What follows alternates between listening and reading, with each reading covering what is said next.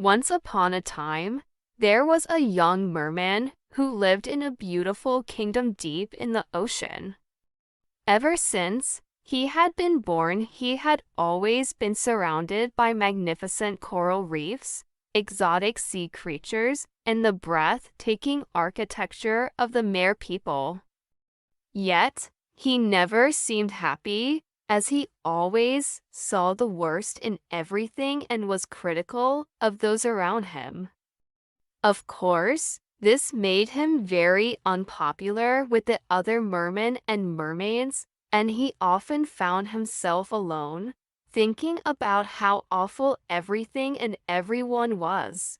He did, however, have one friend, the eldest and wisest merman in the kingdom. This old merman had known the young merman's parents for a very long time, and he knew that the boy had never had any friends because of his negative attitude.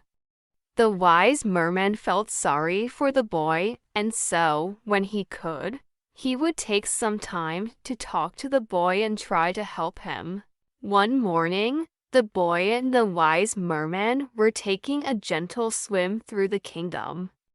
The wise merman was admiring what a beautiful morning it was turning out to be, but the boy could only notice that the water was colder than he liked it and that the dolphins were being too playful and noisy. "But what about the coral?" suggested the old merman. "Aren't the colors glorious today?" "I guess." The boy shrugged. "If you happen to like orange, red and pink." The old merman looked at the boy for a moment before the boy finished, "Which I don't." The old merman sighed, wondering if he would ever be able to think of something to make the boy happy. He wrapped the end of his long, white beard around his finger and then unwrapped it again. "Well," he said, "I should be on my way. I have a class to teach." "What are teaching today?" asked the boy. "Today, I will be teaching about God." "God?" "Yes, God." "Have you never heard of God?" "No." "How would I? I have never been to any of your lessons." The old merman stroked his beard thoughtfully. "Well, that is a shame. Cheerio then." As the old merman began to leave, the boy stopped him. "Hey, aren't you going to tell me what it is?" What is?" "God." "Oh, I see. Well, you can find God everywhere, really." "Everywhere? But that's impossible." "Isn't it?" "No, it's very possible."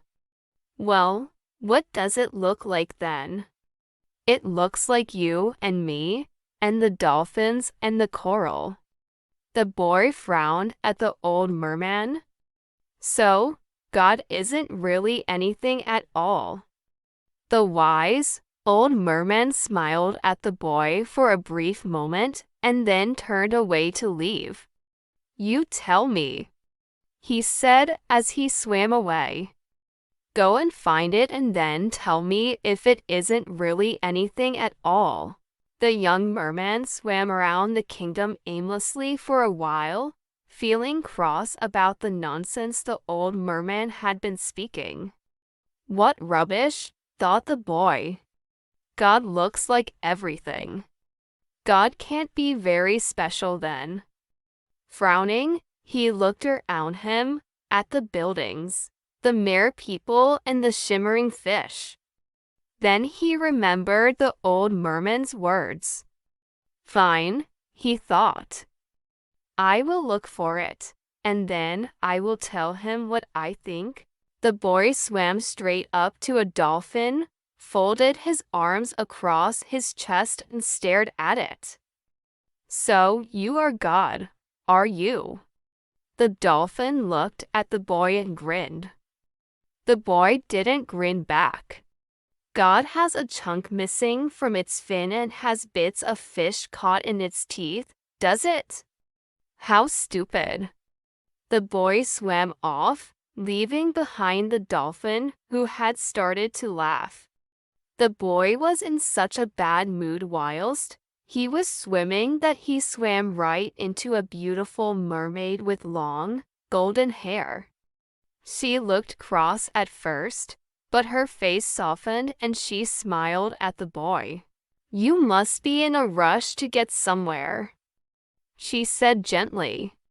"Not really," the boy replied. "Well, just try to be careful then. You wouldn't want to hurt someone."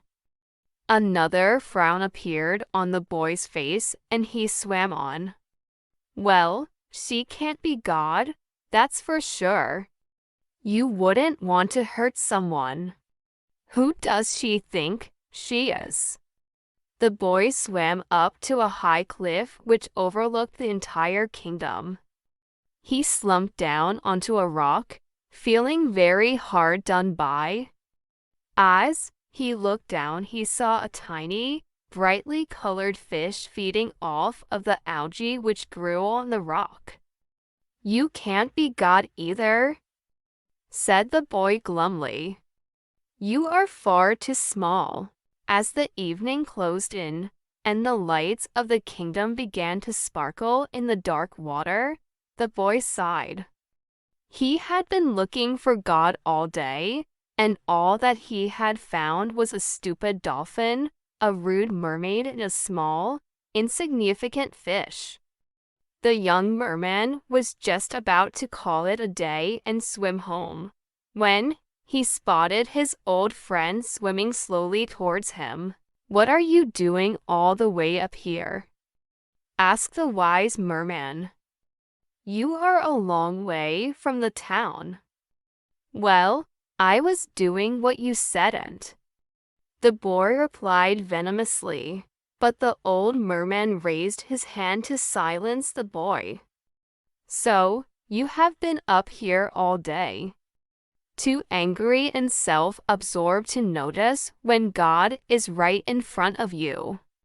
The boy opened his mouth to speak, but quickly closed it again, suddenly feeling foolish. "Look," said the old merman forcefully, and he pointed towards the kingdom, towards the lights spilling from the buildings, and the glittering schools of fish weaving gracefully in and out of the tall towers and low coral houses, towards the beautiful mermaids and mermen rushing to and fro throughout the kingdom, and the enormous shadows of whales on the outskirts of the underwater city. From high up on the cliff, every individual movement seemed like a cog in the one big movement of the whole kingdom. Each life and action seemed to fit perfectly with everything else. The boy sat watching the kingdom, which seemed like one united pulse of color, movement, and breath. He had never seen it this way before. "Do you see God now?" asked the old merman gently. "Yes," said the boy in awe. "I never noticed it before. It's all perfect, isn't it? Why didn't I see it before?" When you stop thinking about yourself and how you wish the world would be, you start to see how the world really is. And it's better than anything that you wished for, isn't it? Because it doesn't revolve around you and your ideas, you are just part of the beautiful flow of it all. Doesn't that feel good to know?